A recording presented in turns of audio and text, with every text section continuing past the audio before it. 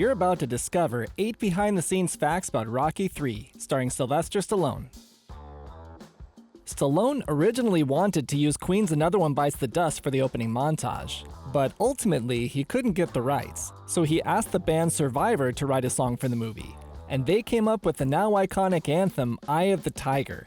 Another popular song that was written for the movie was Joe Esposito's song You're the Best, but Stallone rejected it in favor of Eye of the Tiger, leaving Esposito's song available to be used for The Karate Kid.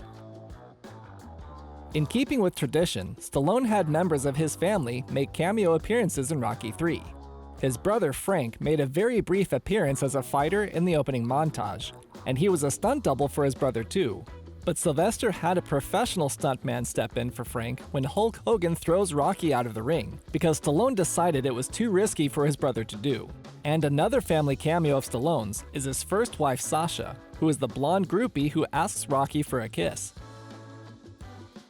As he had done with the first two films, Stallone incorporated biographical elements from his own life into Rocky's story.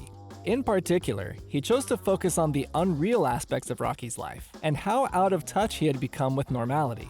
When making this film, Stallone's celebrity had reached new heights, and much of Rocky's over-the-top celebrity exposure was based on experiences Stallone had had himself.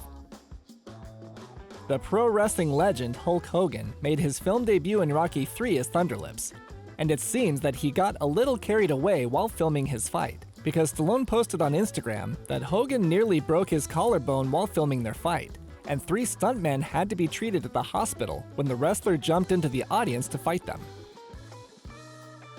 During the making of Rocky III, a 9-foot-tall, 1,500-pound bronze statue was placed at the top of the steps of the Philadelphia Museum of Arts.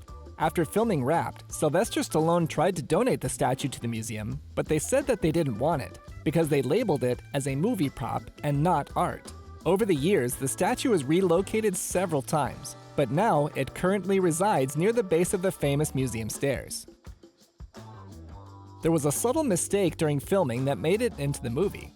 During Rocky's rematch with Clubber Lang, Rocky spits water into a bucket and it splashes on Polly, which was an accident, so the surprised reaction you see from Burt Young was real. In preparation to film, Sylvester Stallone got his body fat percentage down to his all-time low of 2.9% and weighed 155 pounds. To do this, he admitted that he ate a very small portion of oatmeal cookies made with brown rice, and up to 25 cups of coffee a day with honey and a couple of scoops of tuna fish. His training reportedly consisted of a 2-mile jog in the morning, followed by 2 hours of weight training, a nap during the afternoon followed by 18 rounds of sparring, another weight training session, and then he finished the day with a swim. Stallone's original concept for Rocky III was going to make this the final film of the series. This early version of the movie did have the plotline where Apollo retires and becomes Rocky's trainer. But in addition to teaching Rocky how to run faster and hit harder, a portion of the story also would have been dedicated to having the former champion teach Rocky how to manage his money. The early version of the story also could have had the final fight take place in Italy at the Roman Colosseum, and the training montage would have had Rocky running up the Spanish Steps. And Stallone has even mentioned that he thought about killing off Rocky altogether, where after the fight he would have been dropped off at home by a taxi and just dropped over dead. Click a video on the screen to discover more great content right here on Fun Fact Films.